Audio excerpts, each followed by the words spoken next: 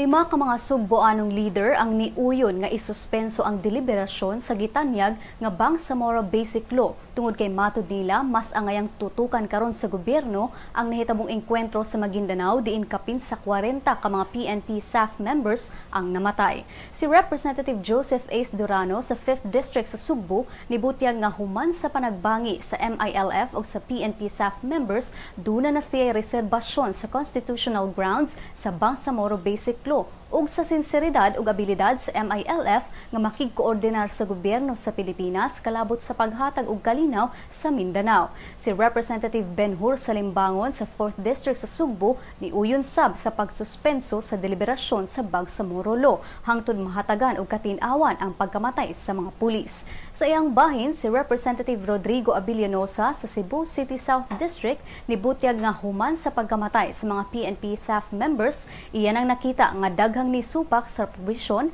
sa Bangsamoro Law ug mandato karon ang paghatag og igong taras alang sa peace efforts nga gitanyag sa Bangsamoro Basic Law. Apan si Representative Gerald Anthony Gullias Jr. sa 1st District nisulti nga mas importante karon nga iduso ang kalinaw sama sa gibuhat sa mga PNP-saf members. Si kanhi House Deputy Speaker Pablo Garcia nisulti sab sa usa ka Senate hearing nga ang Bangsamoro Law dunay daghang constitutional issues ug matud niya nga hangtod nga maamyendahan ang Philippine Constitution diha lang mamahimong maimplementar ang gitanyag nga Bangsamoro Basic Law. Mausab kini ang gipasabot ni Senator Miriam Defensor-Santiago nga ang presidential form sa gobyerno sa Pilipinas dili haom sa parliamentary form sa government sa Bangsamoro Basic Law.